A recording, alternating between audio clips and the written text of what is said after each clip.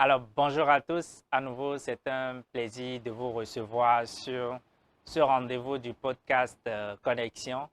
Si c'est la première fois que vous suivez ce podcast, sachez que je suis José Herbert Ahododé, agronome socio-économiste de formation, titulaire donc d'un master spécialisé en économie et sociologie rurale. J'accompagne au quotidien les organisations professionnelles agricoles et les entrepreneurs à mieux performer dans leurs activités et à faciliter leur accès au financement agricole, l'accès au marché. Je fais un accompagnement sur toutes les chaînes de valeur des filières agricoles. Si vous avez un projet agricole, ce sera un plaisir de vous accompagner dans ce processus. Je suis également blogueur, auteur, et justement dans ce cadre, je vous invite à télécharger gratuitement votre exemplaire de l'e-book que j'ai rédigé avec l'appui de plusieurs entrepreneurs du Bénin et d'autres pays africains et au-delà, sous la préface de M. Ibrahima Théolam, qui est un entrepreneur consultant du Sénégal. Le lien est dans la barre de description. Il est offert et je serai ravi d'avoir votre feedback après lecture. Sur ce, je vous souhaite une bonne écoute de ce podcast qui est un échange, un partage d'expériences avec un jeune professionnel, avec un entrepreneur, une entrepreneur que vous allez découvrir. Et si vous avez aimé partager avec nous vos avis, et si vous souhaitez qu'on reçoive prochainement un autre invité, une autre invitée, c'est le moment de nous le dire dans l'espace commentaire. À bientôt.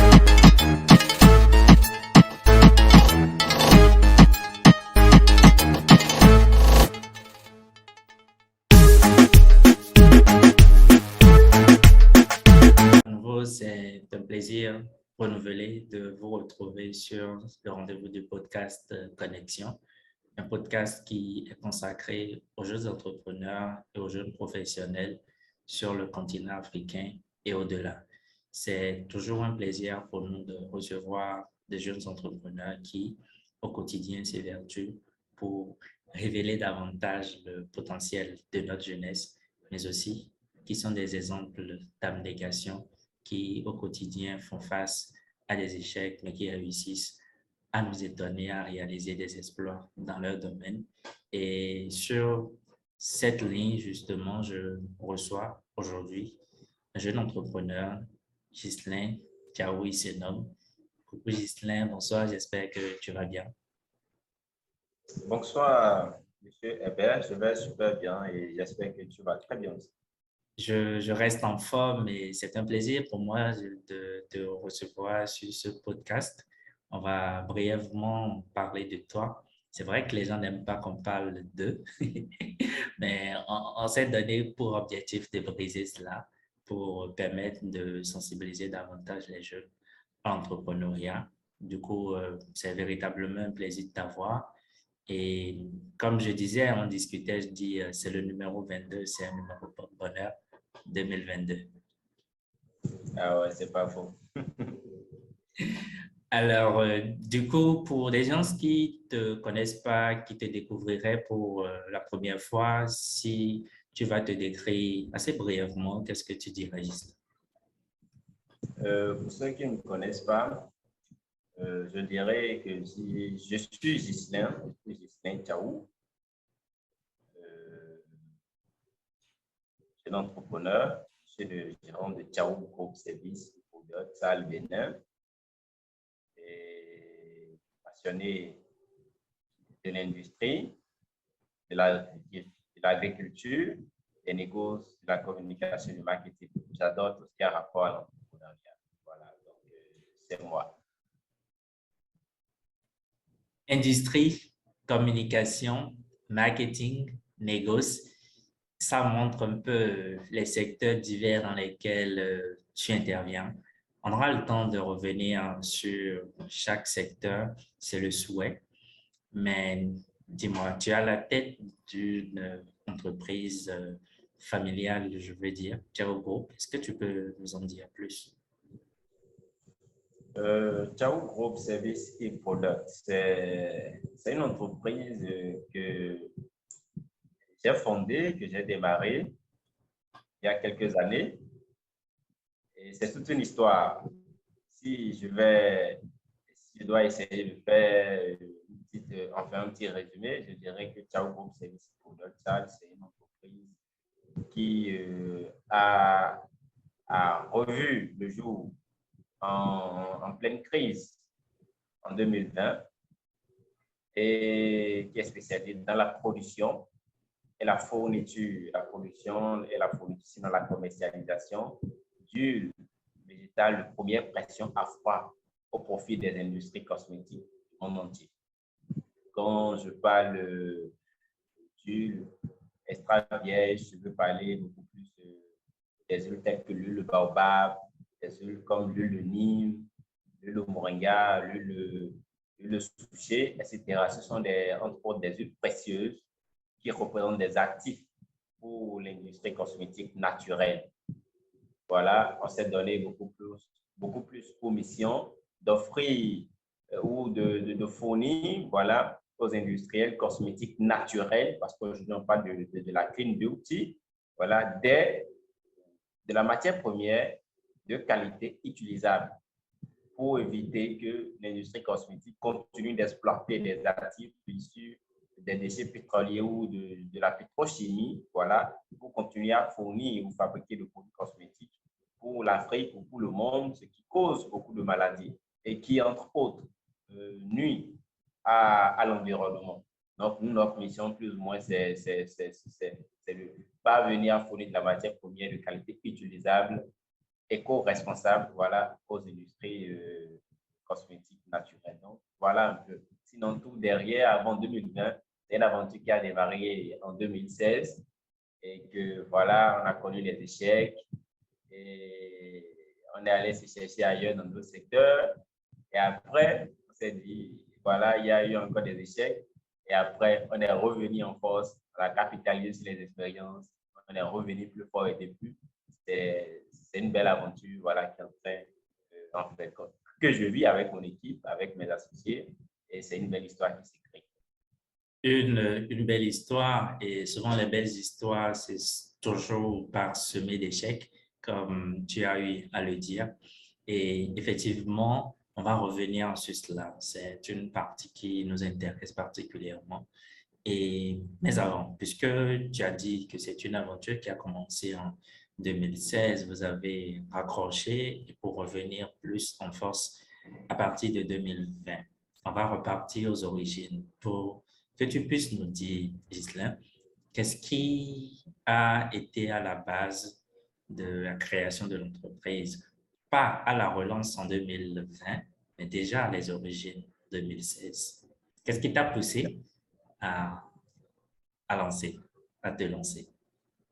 Merci pour cette question. Il faut noter que Ghislain, c'est un petit garçon téméraire qui vient d'une famille modeste, sinon pauvre, qui n'a pas forcément grandi avec papa et maman. Il a grandi dans la famille familiale avec voilà, sa maman. Enfin, dans la famille maternelle, j'allais dire, avec ma maman. Et en grandissant, voilà, ma maman a eu des difficultés. Et en cinquième, quatrième, déjà, j'avais déjà beaucoup de challenges d'enfants à maman. Il a plus sa maman à côté. Et désormais, soit il subit la vie, soit il décide de devenir acteur de sa vie. Et à partir de la quatrième, troisième, c'était compliqué. Mon maman était souffrant. Il y a une certaine souffrance à laquelle je n'étais pas du tout habitué. Il fallait que je me défende. Et tout est parti de là où j'ai commencé, voilà, par m'intéresser à qu'est-ce que je dois faire en tant qu'élève là pour pouvoir arriver à me nourrir, à subvenir à mes besoins à l'école, en allant à l'école, sans pour autant être, être un nécessiteux ou devenir quelqu'un qui fait pitié. Parce que moi, je déteste faire pitié. Donc, c'est comme ça que j'ai commencé par m'intéresser aux affaires et je me suis lancé dans un business de biscuits et avec 500 francs CFA. Et ça a commencé 500 d'un jour à l'autre, voilà. C'est devenu 1000 francs, 1500, 2000. Voilà, et j'ai pris goût au business. Et ça ne m'empêchait pas de travailler également à l'école. Du coup, ça a évolué. Après mon baccalauréat, Il faut dire bien avant le baccalauréat, j'allais déjà au Nigeria, j'achetais les biscuits en gros et je revenais prendre dans la ville d'Alada et je vendais aux dames des marchés. Elles les achetaient chez moi pour revendre. Donc, aller à Tokpa pour acheter en gros, ou chez le petit Justin à Ada, c'était beaucoup plus avantageux parce que pour aller à Tokpa, il fallait prendre le transport, aller voilà, faire beaucoup de tracasseries et revenir, alors que le gamin Justin te l'offre dans la ville au prix Tokpa. Et ça a démarré ainsi, j'ai commencé à gagner de l'argent. Mais après le baccalauréat, on était entre 2016 et 2017, je me retrouve à l'université désormais. Et je lisais beaucoup. J'ai eu un entourage qui m'a permis, je me suis fait des amis qui étaient très curieux et qui m'a influencé positivement. Donc, je lisais beaucoup. Et ces lectures m'amenaient également à aller sur des formations. C'était ce jeu-là en première terminale, mais qui payait beaucoup d'argent pour aller sur des séminaires, voilà, sur l'entrepreneuriat, comment réussir. Je m'intéressais beaucoup à l'argent. Donc, cette thématique-là était beaucoup plus des choses qui me passionnaient. C'est ainsi que, après le baccalauréat, j'étais à l'université. Et un jour, j'ai participé à une fois, à une exposition où c'était des entrepreneurs béninois qui exposaient et tout. Et maintenant, voilà, je suis plus à l'ADA, j'ai changé de ville et il faut que je change de business parce que pour moi, je ne voulais plus continuer le biscuit. J'étais désormais à Boumé-Calavi et il faut que j'ai commencé à m'essayer à d'autres choses. Je me suis lancé dans le gari. J'allais acheter du gari dans les villages, à Pakpa, à Togon. Je ramenais pour vendre aux dames à Women-Calavi. Mais ça coulait difficilement parce que elle achète, par exemple, une bassine. Il faut attendre 1 mois, 2 mois. Et du coup, c'était compliqué. Et je ne gagnais pas assez d'argent, mais il faut que je paye l'université et que je continue à suivre à Women-Calavi. Donc, un jour, j'étais sur une fois. J'ai vu qu'il y avait des entrepreneurs béninois qui sont arrivés, ils ont exposé, ils parlaient de leurs produits. Moi, quand j'allais dans les marchés, à Gogbanois, dans les supermarchés, je ne voyais pas leurs produits. Ça m'a fait hic dans la tête. J'ai dit, mais c'est quoi ça? On crée une entreprise pour répondre à un besoin, n'est-ce pas? Alors, eux, ils ont des entreprises, ils ont des produits, mais leurs produits n'est pas sur le marché. On ne les connaît pas. Donc, conséquence, ce n'est pas sûr qu'ils vendent assez. Et automatiquement, mon entreprise est née dans ma tête à partir de ce constat-là. Et je n'avais pas de carte de visite, mais j'ai juste pris une feuille là, j'ai mis Ghislain Thiaou, j'ai mis mon numéro, j'ai mis le directeur de Thiaou Group, Thiaou Group Salle. Voilà, c'était la première appellation. Directeur de Thiaou Group Salle. Et je commence à dire, oui, bonsoir, vous allez bien? Je suis Ghislain Thiaou. Et je suis un as de la distribution, c'est vrai. En distribution, je ne suis pas des moindres. J'ai l'expérience. Et partant de là où j'ai quitté, voilà, l'expérience au collège avec le biscuit, c'était déjà la distribution. Donc, je vois que vous fabriquez, vous avez un très bon produit, je ne vous vois pas sur le marché. Ça voudrait dire que vous n'avez pas une force de distribution assez percutante, très efficace. Moi, je peux vous aider à rentrer dans les supermarchés ou au cas où votre type n'est pas les supermarchés, je peux vous aider à vous retrouver pour que votre produit soit présent dans les boutiques de Dadier, dans les petites boutiques du quartier, etc., etc. Et là, d'autres se sont intéressés à moi, on a échangé des contacts. Et c'est comme ça l'entreprise a vu le jour dans ma tête. Et la semaine qui a suivi, d'autres m'ont fait confiance. Et déjà, j'avais commencé par avoir des produits. J'allais vers les supermarchés. J'ai commencé par faire de la proposition, enfin, par faciliter la cession des produits made in Bénin au marché béninois. Donc, c'est ainsi. Voilà, Ghislain, c'est pas pour t'arrêter justement parce que j'essaie de suivre un peu la chronologie. Effectivement, tu as démarré petit, comme on dit, et tu as su grandir progressivement. Ce que je note aussi, c'est que plusieurs fois de suite, tu as changé de business, comme on dit, sinon de produit que tu vends, jusqu'à trouver l'opportunité d'assurer la distribution des produits agroalimentaires. C'est bien ça. Mais ça fait comment? Comment est-ce qu'on se sent quand on démarre comme ça et qu'on a le premier client qui décide de te faire confiance? Est-ce il y a un sentiment de peur de ne pas réussir ou tu étais confiant en toi en termes d'expérience accumulée? Parce que tu dis que tu es un as de la distribution. Évidemment, ça peut faire fuir certains. Mais voilà quoi, pour toi, comment est-ce que ça s'est passé? Comment est-ce que tu as expérimenté cela? Il faut dire que puisque ce n'était pas ma première expérience, c'est vrai que c'était la première vraie entreprise que je démarrais, que j'allais être formalisé et tout ça.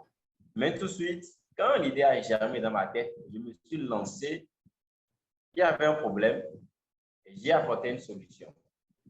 Ils ont adhéré. Je n'avais pas peur parce que j'avais confiance en moi. Je savais que ça n'allait pas être facile parce que le terrain, on sait que c'est le terrain qui commande. Et que je savais aussi que quand les gens allaient me faire confiance et on allait démarrer, il y aurait des challenges. Et j'étais ce gamin qui n'avait pas peur des challenges. Je dis, tant que ça ne me tue pas, que je parviendrai à le vaincre. Donc, voilà ma manière de voir les choses. Il m'arrive d'avoir, bon, avoir peur, c'est normal, c'est un phénomène normal, mais pour que je sois autant inquiet, non, j'ai assez confiance en moi. Donc, oui, effectivement, c'est une valeur sûre, en fait. C'est la confiance en soi, c'est l'élément principal parce qu'autrement, tu ne réussirais rien dans, dans tout ce que tu entreprendrais. Donc, du coup, je comprends bien les origines. C'est parti de là jusqu'à un client, deux clients, tu puisses finalement officialiser l'entreprise.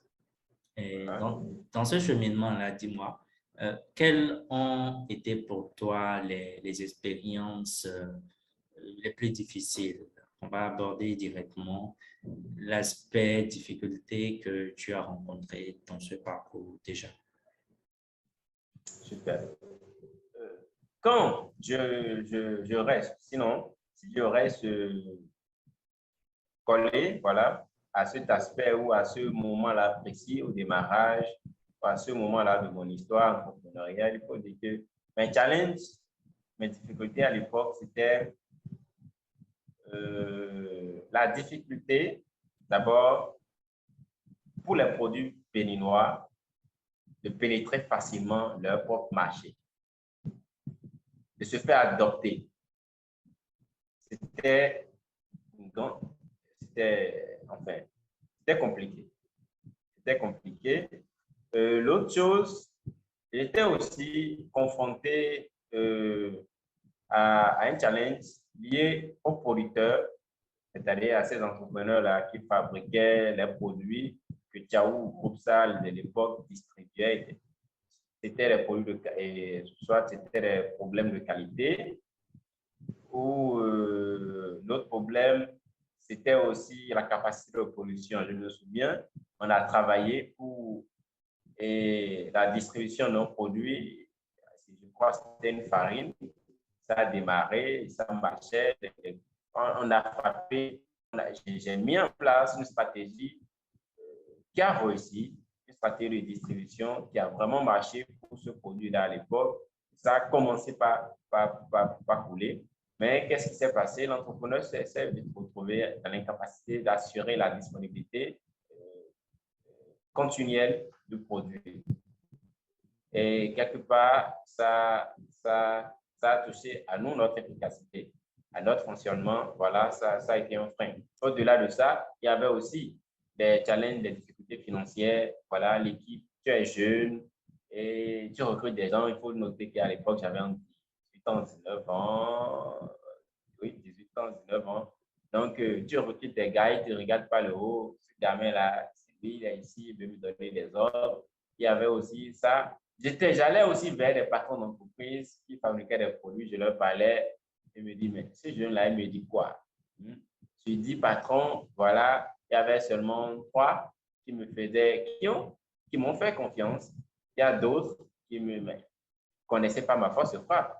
Et c'est plus tard, quand ils voyaient d'autres, ce que je parvenais à faire de leur entreprise, de leurs produits, que voilà, ils commencent à se rallier. Et voilà. Donc, voilà, il y a eu des challenges. Oui. Effectivement, effectivement, Ghislain, c'est comme je dis, je fais beaucoup de conversations, autant avec les jeunes qu'avec les aînés. Et je me dis, on a parfois tort d'être jeune parce que on n'a pas eu confiance en toi parce qu'on regardait ton âge, on ne regardait pas forcément le potentiel que tu peux déployer. Mais c'est dommage pour notre société, enfin, cette manière de voir les choses. Oui, donc oui, on va évoluer pour que tu puisses, je sais, c'est vrai que si tu dois parler étape par étape de tout le processus, on ne va pas finir aujourd'hui. mais, mais du début jusqu'à maintenant, quels ont été en fait pour toi, pour ton équipe, les grands changements? On a parlé déjà des difficultés, les grands changements jusqu'à aujourd'hui être en mesure de pouvoir livrer des huiles naturelles et d'autres produits hors du Bénin avec un système que vous avez mis en place, avec un site Internet, avec des possibilités de livraison dans plusieurs pays. Du coup, je vois qu'il y a un grand gap entre le début là et maintenant et la situation actuelle. Est-ce que tu peux dire quelles ont été les grandes étapes pour y arriver, pour être là maintenant?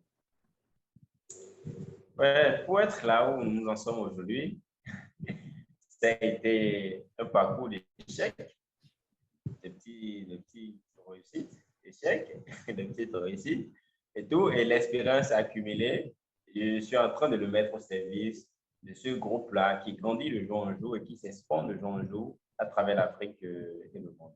Alors, je dirais que les grands changements, à un moment donné, j'ai rencontré les gens qui m'ont fait confiance parce que moi, je n'ai pas d'argent, je n'ai pas d'héritage, mes parents ne sont pas riches. Et je suis parti de zéro, comme on le dit, sinon de 500 francs CFA. Et j'ai eu des gens qui m'ont fait confiance, qui ont investi, qui ont mis de l'argent dans ce que je fais.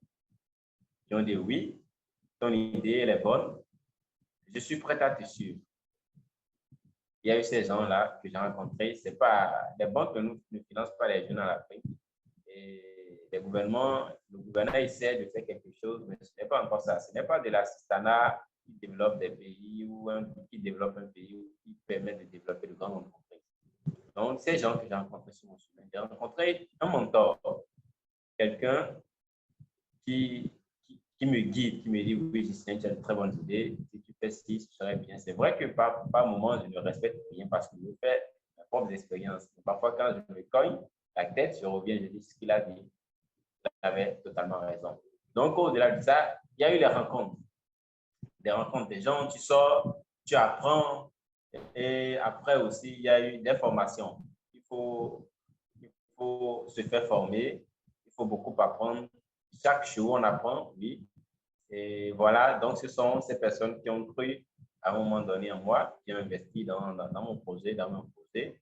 Et ces gens qui me guident, qui me donnent des idées, qui me cadrent, qui essaient de canaliser mon énergie pour que je puisse mieux l'orienter. Et après, ces rencontres au quotidien qui mènent, voilà. Et après, il y a les informations. La formation, l'information, parce que tu peux avoir l'information et ne pas savoir le traiter. Donc, cette capacité à trouver l'information et à savoir comment l'exploiter pour créer de la richesse. Donc, voilà, c'est surtout ça, les rencontres et les partenaires. Je dirais ça, ce qui a provoqué les changements et qui a permis que nous soyons là où nous sommes aujourd'hui. Les rencontres, les partenaires que tu as su rencontrer aussi au cours du processus, parce que, évidemment, au-delà même de l'argent, les conseils pratiques, c'est important pour pouvoir aller de l'avant. Les conseils, surtout des personnes expérimentées qui ont fait le chemin avant toi. Évidemment, c'est toujours utile de continuer par se former de façon continue, même en fait, jusqu'actuellement. C'est clair qu'il y a des enjeux sur lesquels tu vas demander à te faire former, à avoir l'information. Voilà. Donc, c'est un processus, évidemment, qui prend du temps. Et ça nous ramène à une problématique qui est le financement. Parce que tu as dit que tu n'as pas eu d'appui financier auprès d'une institution de microfinance, par exemple, ni la banque, ni une structure de financement décentralisé. Alors, du coup, c'est d'abord tes ressources avec sûrement l'appui des partenaires qui t'ont rejoint au cours du processus. Qu'est-ce que tu peux dire par rapport donc, au financement des entreprises, des jeunes dans notre contexte? J'aime bien qu'on contextualise, donc tu maîtrises mieux le cas du Bénin. Est-ce que tu peux donner ton regard par rapport à ce cas précis concernant le financement des jeunes? Je ne sais pas si vous allez apprécier ce que je vais dire, mais je dirais que nous n'avons pas encore démarré. Ce qui est bien ici, c'est qu'on est libre de dire tout ce qu'on veut. Donc, voilà, c'est sans filtre. Que nous n'avons pas encore démarré. Nos gouvernants n'ont pas encore enclenché véritablement le processus qu'il faut pour accompagner les entrepreneurs ou les jeunes entrepreneurs. Je m'explique. Ce n'est pas parce que nous avons 20 ans, 21 ans, 22 ans, 23 ans ou 20 ou 30 ans que nous ne devons pas avoir de gros ou de grands rêves. Et aujourd'hui, ce n'est pas parce que nous sommes jeunes que nous ne devons pas chercher à nous attaquer à des secteurs d'activité donnés si nous avons une solution, si nous avons quelque chose de particulier à apporter. Et ce n'est pas parce que nous sommes africains ou béninois ou noirs que nous devrions être limités dans ce que nous allons, dans ce que nous voulons entreprendre. Du coup, vous voyez, quelque part ailleurs, là, un jeune comme nous, quand il a un projet, il veut démarrer, il peut facilement lever 100 000 $, 200 000 $, 300 000 $. Je ne parle même pas encore de ces startups-là qui ont moins de 1 an, 2 ans, 3 ans, qui lèvent facilement 2 millions de dollars, 3 millions de dollars, 4 millions de dollars. Alors moi, aujourd'hui, je rêve d'industrie. Parce que quand on parle, sinon l'autre appellation par laquelle on nomme les pays développés, ce sont des pays industrialisés. Donc, moi, je rêve de développement pour mon pays. Je voudrais que nous, Africains, puissions nous respecter. Pour que nous puissions y parvenir, il faut qu'on puisse développer des industries. Et qui mieux que nous, jeunes, pour porter des idées d'industrialisation, des idées d'entreprise à caractère industriel pour pouvoir pousser le Made in Benin. Alors, quand on parle d'industrie, ce n'est pas 5 000 $, ce n'est pas 3 millions, ce n'est pas 2 millions, ce n'est pas 4 millions, ce n'est pas 10 millions, non. Alors moi, quand il m'arrive et que je me retrouve peut-être quelque part et on dit oui, quel est ton besoin en financement et que je parle de 500 millions, on me regarde, on me dit, mais vous les jeunes, il faut démarrer petit, que l'autre là, il a démarré avec 5 000 francs CFA, c'est-à-dire moins de 10 $, ou sinon un truc de 5 $, hein, que l'autre a démarré avec 5 000 francs, et aujourd'hui, les milliardaires. Ouais, des autorités qui nous disent des choses comme ça. Donc, c'est la preuve que, en fait, ces gens, c'est comme s'ils ne vivent pas les mêmes réalités que nous. Ils ne veulent pas que nous rêvons. Je vois que tu n'es pas d'accord avec ce discours que certains détiennent. Il faut démarrer avec 5 000 maintenant, ça ne permet pas de faire de grandes choses, en fait. Voilà. C'est vrai que il faut démarrer petit, oui. Mais quand l'opportunité est là, l'opportunité de marcher, et que ton projet est viable, et que tu as éprouvé ton idée, et que le truc marche, et ils le voient, mais les gens sont incapables de t'accompagner, ou on te tourne en rond, voilà, ou tu vas vers les banques. Les banques, on te propose des prêts de 10%, 11%, 12%. Mais un projet industriel ne peut pas se permettre d'aller prendre un prêt à taux de 10%, ce n'est pas possible. Un truc qui peut permettre à une entreprise comme la mienne de respirer et mieux se développer, c'est les trucs de 1%, 2%, 3% maximum. Et nos concurrents, parce que moi, je suis dans un secteur où mes concurrents, ils sont en Turquie. Mes concurrents sont en Malaisie. Mes concurrents sont en Chine. Et c'est partout c'est comme ça presque dans tous les secteurs d'activité. Du coup, si nous, on dit on est béninois, on veut se limiter, on essaie, on ne peut pas se développer et on est limité, c'est compliqué. Vous voyez? Et je vais donner un petit exemple. L'année dernière, je participais à un sommet Japon-Afrique et j'avais pris rendez-vous avec un fonds d'investissement japonais. Et du coup, le premier fonds d'investissement, on était là à l'introduction et le simple fait que j'étais francophone m'a disqualifié. Ça fait un, je n'ai pas pu aller loin. Et le second, ils ont commencé à m'écouter et après la fameuse question, quel est votre besoin en financement? Parce que je viens du Bénin. Et quand on dit, nous jeunes, on dit on a besoin de 1 million de dollars, on va dire, mais qu'est-ce qu'il raconte le gars? Il dit qu'il a besoin d'1 milliard avant de démarrer son projet. Alors je dis, ah bon, enfin là, on a besoin de 150 millions de francs CFA. Mais les gens m'ont dit, mais eux, ils ne soutiennent pas les projets de 150 millions de francs CFA. C'est au minimum 1 million de dollars, 1 million d'euros. Ça m'a fait un tic. Là où nous voulons aller, c'est loin. Et pour que nous puissions commencer véritablement par satisfaire les types de demandes que je reçois ou Thiago reçoit aujourd'hui, il nous faut plus d'1 million d'euros, par exemple, pour nous développer. Mais je ne peux pas prétendre à ça facilement au Bénin. Et il faut franchement, vous voyez, donc ces challenges-là nous limitent. Et nous tournons en rond. Il y a beaucoup d'idées, il y a beaucoup de jeunes entrepreneurs avec de belles idées qui ne parviennent à aller nulle part. Donc, voilà les challenges. Ce n'est pas les histoires de, c'est pas fonds de microfinance qui développent de véritables entreprises, des startups qui vont gagner ou des industries qui vont véritablement dominer et rendre fiers les Béninois. Donc, voilà moi, ma vision, voilà la manière dont je vois les choses. Et la preuve, la plupart de nos entrepreneurs qui sont dans l'agroalimentaire, vous voyez comment des produits dont des produits qui coûtent excessivement cher et à côté, on trouve des solutions. Excusez-moi, j'ai légèrement dérangé la caméra. Et à côté, là, il y a d'autres produits concurrents qui coûtent peut-être le produit concurrent là, qui vient de l'international, qui a traversé les mers et tout. Et là, ça coûte 500 francs. Et l'entrepreneur béninois, là, pour lui, ça retrouve à 1500 francs CFA.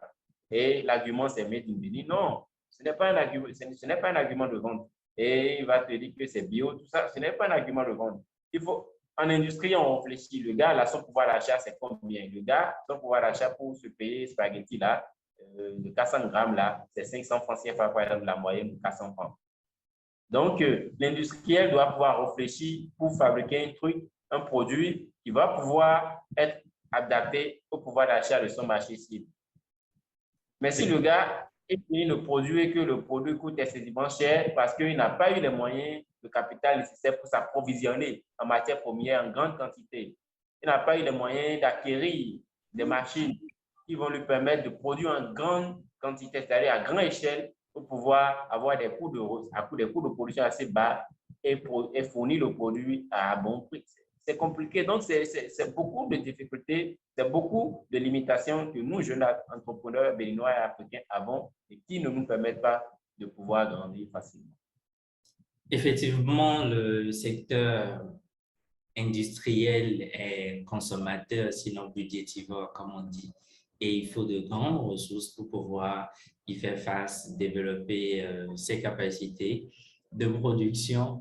Et comme tu as dit, si tu es dans une certaine dynamique avec un certain niveau de production élevé, justement, c'est seulement dans ces conditions que tu peux concurrencer avec voilà, les entreprises qui se sont installées en Turquie, comme tu as dit, d'autres en Chine, d'autres ailleurs, qui ont des coûts de production plus bas et qui, effectivement, ont des facilités de concurrencer. Du coup, nos entreprises, compte tenu des blocages, justement, que nous rencontrons, n'arrivent pas à concurrencer avec ces entreprises étrangères. C'est dommage.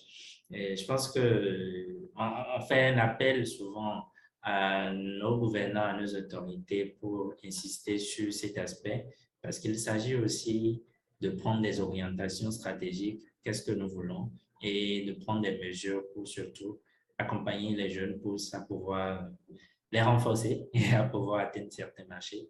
Et ce n'est pas forcément le but, mais est-ce que toi, dans ton cas précis, tu as un appel à lancer dans ce cadre-là ou de façon élargie, mais assez brièvement? Parce qu'en fait, on a un principe, c'est de dire qu'on ne va pas aussi compter sur nos gouvernements, mais qu'on doit pouvoir nous battre au quotidien comme on fait. Mais je te concède cela. Est-ce que tu as un mot à dire? Parce que c'est une question brûlante. Est-ce que tu as un mot ou, voilà, ou un souhait? est-ce que Jean Moua dit, il faut rappeler que oui, on doit pouvoir compter sur nous-mêmes. Mais tous les pays qui sont allés au développement, il y a une volonté politique qui a facilité les choses, qui a appuyé les entrepreneurs. Et eux, ils ont été les soldats du développement, tels que les militaires sont les soldats où nous protègent, assurent notre sécurité et tout. Les entrepreneurs, là, ce sont les soldats économiques des pays. Et quand on les arme, ils vont à la guerre et ils rendent leur pays fier. Donc, ce que moi, je vais dire, j'ai à dire mon appel au gouvernement, c'est qu'ils commencent à revoir leur politique, qu'ils commencent à réfléchir autrement et de cesser de dire aux jeunes que c'est avec 500 que quelqu'un a démarré et il est milliardaire aujourd'hui. Ce n'est pas des choses qui encouragent la jeunesse à avancer. Donc, s'il faut même que l'État se mette à investir ou devienne associé, devienne partie prenante, actionnaire de nos entreprises pour nous suivre, agrandir, ouais, on est d'accord. Pourquoi pas prendre des parts aussi dans l'entreprise, contribuer à l'actionnariat? Je pense que c'est des dynamiques qui peuvent véritablement booster nos entreprises à caractère industriel. Bon, que ce soit des PME ou des PMI également. C'est assez intéressant de discuter avec toi, tu vois, on ne voit pas le temps passer parce que je sens l'énergie que tu débordes et à évoquer ces aspects-là. C'est des questions qui sont stratégiques et c'est important quand je suis avec des entrepreneurs d'état trempe que j'aborde ces enjeux. Et en l'état actuel pour Jao Group Service, quels sont pour vous les enjeux? On va laisser le financement, puisque si on te dit quels sont tes besoins en financement, tu vas dire un montant là, ouf, et on s'attend déjà à ça. Mais quels sont pour toi les enjeux actuels? Alors, c'est clair que vous ne vous attendez pas à me voir à cette partie précise du podcast. Je vous interromps justement pour vous dire de vous abonner. Rappelez-vous, la majorité de ceux qui suivent nos vidéos et les émissions du podcast ne s'abonnent pas. C'est le moment de le faire. Abonnez-vous, activez la cloche de notification. Faites-le et on continue juste après. Merci. Les enjeux aujourd'hui pour Tchaou, c'est d'obtenir les certifications éco-responsables au niveau international. C'est de lever de bâtir une industrie ou une unité de production qui répond beaucoup plus encore aux standards internationaux, c'est-à-dire une unité de production qui répond aux standards internationaux. Et nos enjeux aujourd'hui, c'est de développer dans le pays d'à côté avec 200 millions d'habitants. Nos enjeux aujourd'hui, c'est de pouvoir avoir un pas au Sénégal, qui est notre premier partenaire commercial en Afrique de l'Ouest.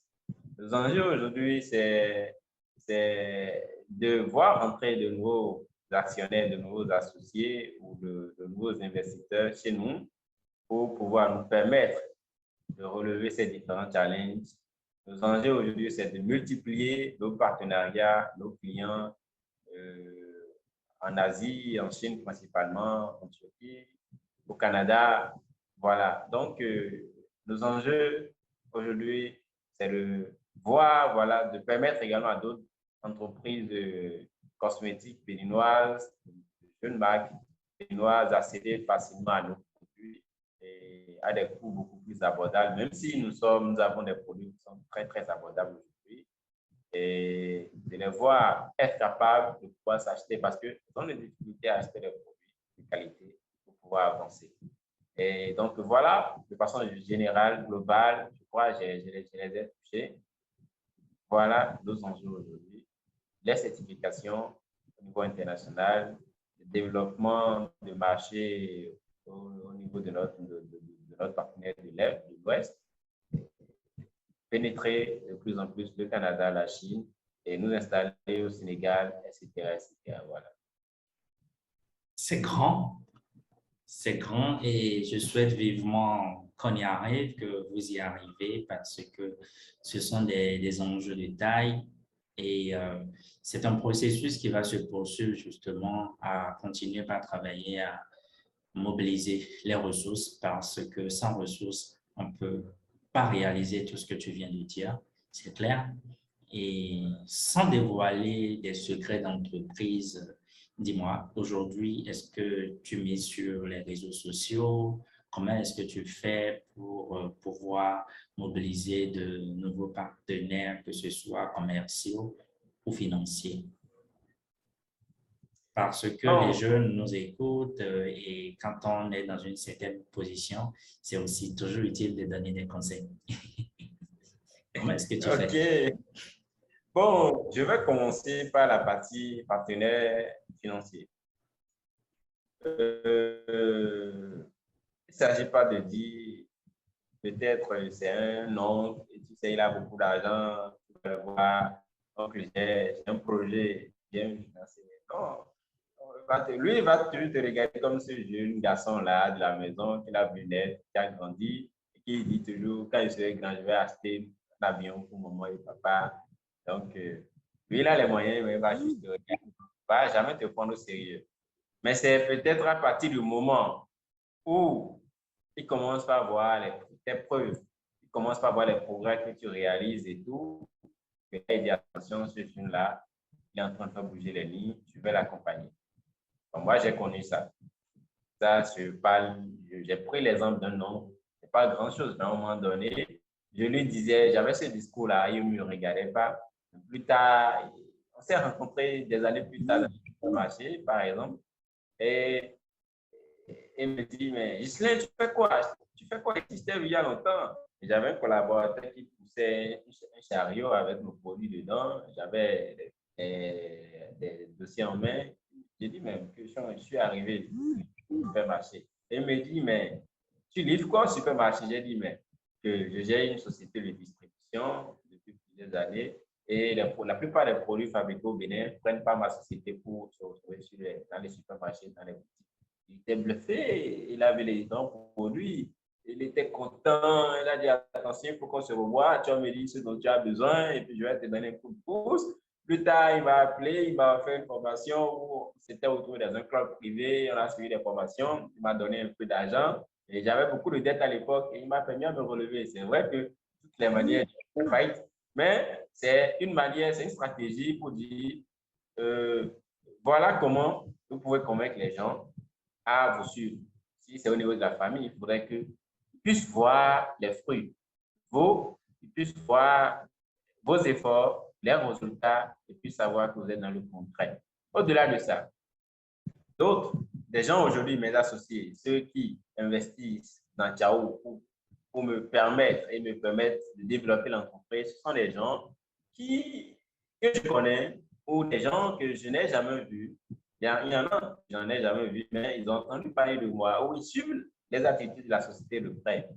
Ils sont fascinés par la manière dont on fait le travail. Et puis un jour, ils t'appellent pour dire attention, je suis très intéressé par ce que vous faites là. Moi, je suis tel, je suis dans tel pays. Je voudrais pouvoir m'embarquer avec vous. Je veux investir tel dans votre activité. Voilà, j'en ai connu comme ça. Il y a d'autres. Et on participe à des salons, à des rencontres B2B, des trucs qu'il faut payer beaucoup d'argent peut-être pour pouvoir être assis à côté de grandes personnalités qui te présentent et tout. Tu parles de ton affaire et plus tard, vous continuez à échanger et peut-être te propose de venir faire business avec toi. Voilà, les réseaux sociaux, il y a beaucoup de contacts qu'on tisse et c'est pourquoi ta manière de parler de ton business, ta manière de communiquer, de parler de ce que tu fais et tout, ça attire l'attention. J'ai connu des gens qui sont arrivés et qui ont proposé, voilà, rentrer chez nous, investir de l'argent chez moi et dans Ciao du moins. Et voilà. Et après, il faut dire que un bon projet, c'est bien, mais l'entrepreneur compte beaucoup. Les investisseurs investissent très peu dans un projet, ils investissent dans l'entrepreneur. Parce que l'entrepreneur, il doit pouvoir être enthousiaste. Il doit pouvoir démontrer qu'il est capable de mener le projet à bien. Il doit démontrer qu'il a les compétences, le talent et les soft skills qu'il faut, la résilience, un bon mental et tout pour mener le projet à bien. Donc voilà comment autrefois les rencontres à travers des salons, des rencontres B2, des rencontres, voilà, je parlerai d'événements à col Surtout, blanc. surtout, oui, Voilà. les événements à col blanc. Non, c'est utile Et parce que je pense que ça contribue fortement au réseautage parce que des gens voilà. que tu vas rencontrer, peut-être même, c'est pas directement ceux-là, mais c'est des connaissances à ces personnes qui pourront, voilà, finalement intervenir financièrement dans ton entreprise. Mais ça nous ramène toujours, quel que soit le format, à démarrer d'abord, parce que tu as parlé de ton oncle, à démarrer d'abord Oui, et à montrer qu'on est capable de grandes choses pour pouvoir justement voilà. inspirer les autres. Parce qu'on en rencontre aussi, hein, nous sommes jeunes, on en rencontre parmi nous qui, effectivement, n'ont pas encore démarré, qui nourrissent de grandes ambitions et qui demandent aussi à être accompagnés. Les gens sont réticents parce que ben, on ne t'a pas vu faire, on ne sait pas de quoi tu es capable. Ouais. Donc, ouais, toujours démarrer. Voilà, pour ces partenaires-là, parce que c'est des gens on fait déjà. L'activité se déroule déjà, même si c'est à petite échelle, et ils trouvent le potentiel qu'il y a dans ça, si véritablement il y a les moyens qui accompagnent et tout. Donc, voilà, il faut toujours démarrer. Il faut commencer à démontrer que oui, on fait quelque chose, mais on a besoin de plus de moyens pour aller loin et mieux développer son. Voilà. Et maintenant, c'est une question à deux volets. Volet commercial ou développement Bien sûr. d'entreprise proprement. Bon, il faut reconnaître qu'il y a, vous savez, l'entreprise, c'est beaucoup de secrets, hein? On ne va pas se mentir. C'est pour ça que Et j'ai dit je que vais c'est parler, sans dévoiler les secrets d'entreprise, mais on peut voilà. surnager comme ça dessus. Mais ça va être peut-être plus ou moins un cours de négoce ou Il faut tout simplement savoir à qui s'adresse votre solution ou votre produit, la cible de votre entreprise. Vous devez la connaître, la maîtriser par cœur. C'est la base. Et à partir du moment où tu connais ta cible, nous avons plusieurs canaux de communication qui permettent de toucher nos cibles. Et il y a aussi ces cibles-là qui ne sont peut-être pas sur Internet. Et il y a aussi cette cible-là où moi, Yahoo est beaucoup plus dans le B2B, c'est-à-dire business to business. On vend à des entreprises. Alors, pour vendre à des entreprises, je vais donner un petit exemple. D'hier, du vendredi dernier à aujourd'hui, j'ai conclu un contrat pour Yahoo. Vous savez depuis quand ce client a été touché? Ce client a été touché en décembre 2020. Ça Et on est rentré en fait, négociation. oui, pratiquement 2 ans. Et on a négocié sur tout ce temps-là. Et c'est en avril 2022 que le client a effectué son premier achat. Ce n'est même pas un vrai achat, c'est-à-dire il dit, OK, je voudrais des échantillons de vos produits, on a dit tel. Et mais juste des échantillons, ça se chiffre à des millions en fait. Oui. Donc, imagine que ce client-là décide d'acheter véritablement. Donc, pour dire que chaque secteur a ses réalités. Si c'est le B2C et que vous voulez toucher le client direct, il y a les réseaux sociaux qui existent aujourd'hui. Dans le B2B, il y a des plateformes spécialisées. Je ne peux pas me mettre à citer les plateformes aujourd'hui pour ne pas attirer les concurrents. Mais il y a des plateformes Oui. qui existent, si on est dans le B2B, il y a des plateformes qui existent. Maintenant aussi, il faut sortir de la bulle Internet et pouvoir aller chercher les clients. C'est-à-dire, il faut prendre un rendez-vous, aller chercher les gens, faire des présentations, parler de ce que tu fais, montrer que cette entreprise-là ou le client-là, cette personne-là doit adopter ton produit. Il faut sortir, aller proposer tes solutions. Il faut participer à des événements. C'est vrai, je vois beaucoup d'entreprises aujourd'hui qui participent à tous les événements, à tout vent, et ils sont partout et nulle part, mais ils ne vendent pas. C'est un problème. Parce Pourquoi? qu'en Parce que fait, parce qu'en fait, le problème dans ces cas-là, c'est que tu te divertis, tu ne fais plus focus sur l'entreprise. Parce que si tu es dans tous les salons, qui gère l'entreprise? Du coup, il y aura faillite, hein? non, ça peut être efficace, mais si tes clients en réalité ne viennent pas à ces salons, ne viennent pas voir à ces foires-là et tout, ce sera inutile. Ce sera de l'argent gaspillé, de l'énergie gaspillée, du temps gaspillé. Alors, il Effectivement. faudra aller te poser là où tes clients sont. Donc, voilà. Donc, le travail qu'on fait beaucoup plus pour toucher des clients, pour convaincre, c'est d'aller se positionner là où nos clients sont. Et tant que tu as la bonne offre, je le disais il y a quelques jours dans un post, dans une publication, tant que tu as la bonne offre et que tu es face à ta vraie cible, reste focus, reste concentré. Et peut-être son fournisseur actuel, la patiente, il va faire une erreur un jour, un défaut de qualité, et ce sera ton jour. Donc, voilà. Oui. Il y a beaucoup de canaux. Il y a Internet qui nous offre des possibilités infinies. Il y a les réseaux sociaux, des plateformes de rencontres, voilà, B2B.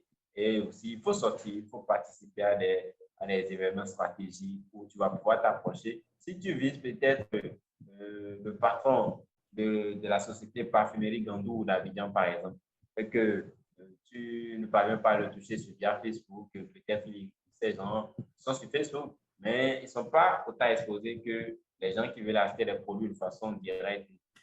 Alors, et aussi, en B2B, c'est tout un processus. Il faut que peut-être le chef d'approvisionnement, tu le touches, et lui, il sait que tu existes, et lui, il ira présenter ton offre quelque part, et vont en discuter. Et c'est un processus, donc vraiment, il faut être armé et avoir la patience. C'est tout un processus. J'ai l'impression que tu es déjà en train de conclure parce qu'on se rapproche de l'heure de conversation et on aborde effectivement à ce moment précis des conseils aux jeunes. C'est vrai que tu continues de prendre des conseils auprès des aînés, mais il y a des moins jeunes que toi qui sont intéressés aussi par l'entrepreneuriat. Et je veux dire, si tu vas donner des conseils aux Ghislains jeunes comme toi, qu'est-ce que tu lui dirais en deux, trois principaux conseils que tu lui donnerais? La plupart des entrepreneurs disent oser. C'est vrai, il faut oser. Il faut oser. Mais moi, ce que je dirais, au-delà d'oser, parce que j'ai osé et j'ose la plupart du temps, c'est quoi? Quand on sort de l'université, peut-être, ou tu n'as forcément pas fait l'université, et que tu as une idée quand même, tu veux entreprendre, assure-toi d'aller apprendre auprès de quelqu'un. Moi, je n'ai pas eu la chance de travailler en tant que tel, en tant qu'employé dans une entreprise, mais aujourd'hui, c'est quelque chose que j'ai envie d'expérimenter. Pourquoi? Parce que je veux connaître cet environnement-là. J'ai envie d'avoir un patron. J'ai envie de voir comment ça se passe avec les collègues. Et quand tu gagnes un salaire, ce que ça fait, c'est bizarre en fait. Je ne sais pas si d'autres vivent ça, mais moi, en fait, c'est quelque chose, je dis que j'ai envie de vivre. Pas parce que mon entreprise n'avance pas ou ne progresse pas, non, mais parce que j'ai l'impression que j'ai raté quelque chose. Vous allez constater que les gens qui ont fait le salariat, qui ont peut-être été fonctionnaires ou salariés, avant de virer vers l'entrepreneuriat, ils ont une facilité d'exceller. Et aussi, en temps, ils ont pu avoir l'opportunité d'épargner de l'argent, de mettre de l'argent de côté, de beaucoup se préparer, d'avoir le minimum pour se lancer. Mais les gens aujourd'hui ne disent pas la vérité à nous jeunes. C'est vrai, moi, à un moment donné, avant de me lancer, j'ai fait du volontariat. Je suis allé dans des entreprises, j'ai proposé de travailler gratuitement.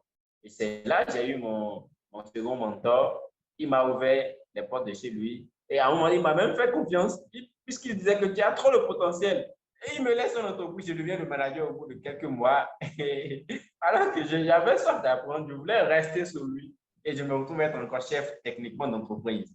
Et plus tard, je suis parti, mais il ne voulait pas me laisser. Mais j'ai fait en sorte de former d'autres personnes comme moi, à qui pourraient faire confiance. Je suis parti et tout. Tu vois? Donc, c'est un peu ça. Donc, moi, je dirais, assurez-vous de rester auprès d'un aîné et d'apprendre. Il faut pas aller faire des magouilles parce que moi, il y a des valeurs qui me sont chères, l'honnêteté, l'intégrité, la persévérance, la curiosité, ce sont des valeurs qu'il faut cultiver, des trucs qu'il faut cultiver et rester très intègre, c'est important. Donc, aller auprès des gens, pas forcément peut-être pour gagner de l'argent, mais pour apprendre, pour acquérir de l'expérience. Et là, quand vous allez vous lancer, il y a des erreurs que vous allez éviter, comme moi. Moi, j'ai fait des erreurs qui m'ont été fatales. Je me suis endetté, j'ai pris des locaux à un moment où je ne devrais pas prendre des locaux en plein cœur de Cotonou. J'avais beaucoup de charges et après, c'était compliqué. Aujourd'hui, Ciao progresse. au-delà de l'unité de production, je vous dirais que sur Cotonou, je n'ai pas de bureau. C'est vrai, j'ai un bureau, mais je dors en même temps encore au bureau. C'est fou. Pas parce que là, on n'a pas les moyens ou Tiao ne peut pas supporter, mais parce que là, tout de suite, ce n'est pas opportun.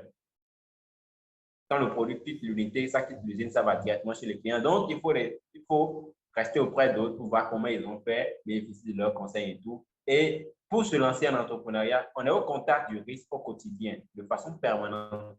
Il faudrait que tu aies le minimum, que tu t'assures dessus, toi, sur la tête du tout. Et maintenant, tu te lances et tu sais que tu te lances dans une aventure, ce ne sera pas tout le temps la joie. Les gens vont te refouler, tu vas tomber, tu vas te relever et tout. Donc, du coup, l'entrepreneuriat, ce n'est pas un truc, ce n'est pas pour les bébés, c'est vrai, c'est pour les humains, mais il faut savoir que il ne faut pas entreprendre par subisme. Il ne faut pas se jeter parce que d'autres ont dit qu'ils gagnent 3 millions par jour ou parce qu'ils se font 100 millions le mois. Non, c'est tout un processus. Et à partir du moment où on est conscient que c'est un processus, à partir du moment où on est conscient que c'est des responsabilités, c'est une responsabilité qu'on veut assumer, on se lance. Et quand on se lance, on ne saute pas d'étape, on ne brûle pas d'étape, on reste patient et on monte un à un. Et chaque jour, on s'efforce d'apprendre quelque chose de plus. Si quelqu'un te ferme sa porte au jour, repars et demande-toi ce qui n'a pas bien marché. Et le lendemain ou le surlendemain, on repart avec une nouvelle stratégie. Un jour, il va t'ouvrir et vous allez faire affaire et ça va marcher. Donc, c'est la patience. Il faut aimer son travail. C'est l'un des secrets, c'est quelque chose de très capital qui va te permettre d'avancer. Si tu n'aimes pas ce que tu entreprends, tu n'aimes pas ton métier, tu n'aimes pas ce que tu fais, tu ne pourras pas exceller. Moi, j'adore mon métier. C'est dingue.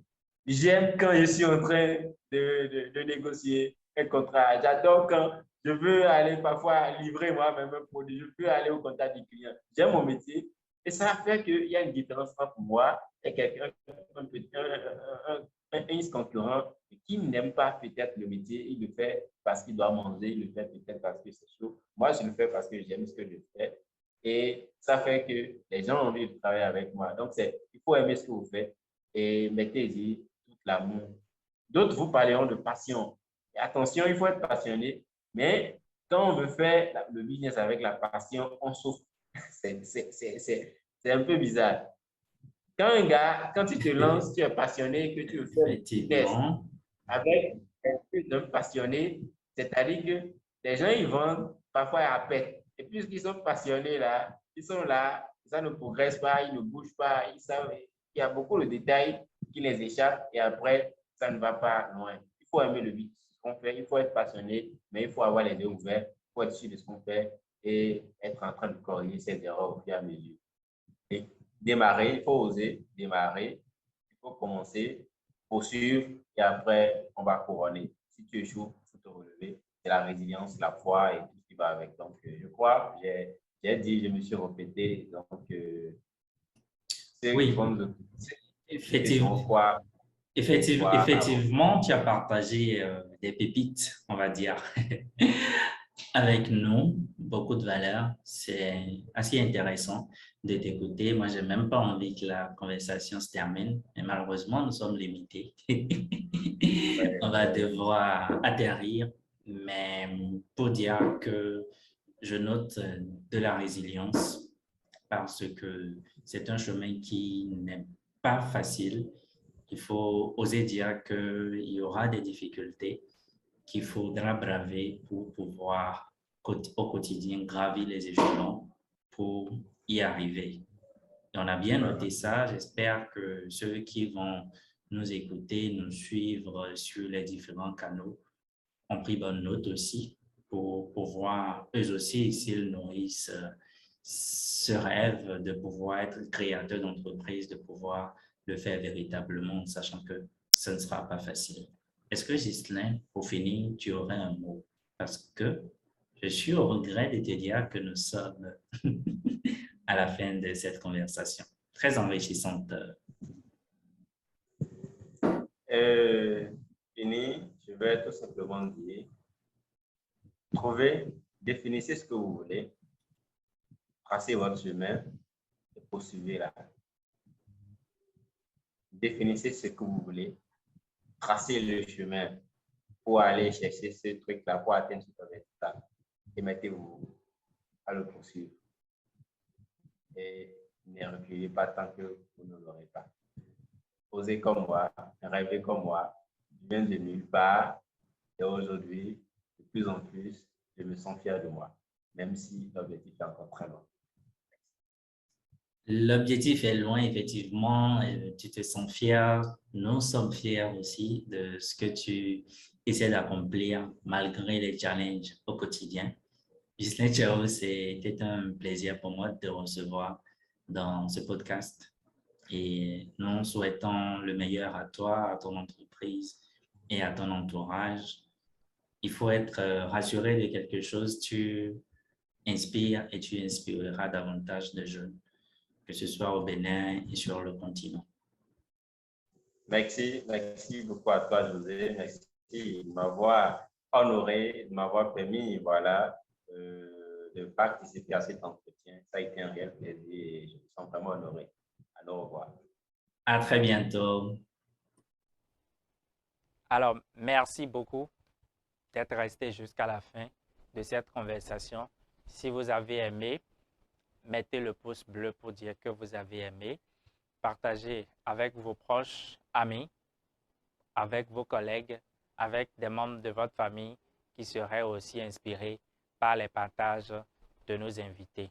Demandez-leur surtout de s'abonner et on prend prochainement le rendez-vous du podcast Connexion. Surtout si vous n'avez pas encore téléchargé votre exemplaire de l'e-book L'audace d'entreprendre, c'est plus que jamais le moment de le faire. Le lien est dans la barre de description. Téléchargez librement, lisez et revenez nous dire vos impressions par rapport au partage d'expériences d'une dizaine d'entrepreneurs sur le continent africain et au-delà. Surtout, n'oubliez pas, le blog joseahodode.com est toujours disponible pour que vous puissiez y lire des articles thématiques, y télécharger des ouvrages qui seront importants pour votre développement personnel, mais aussi pour partager des réflexions. Et je serai ravi d'avoir vos feedbacks après lecture. Sur ce, je vous dis merci d'être resté avec nous et à très bientôt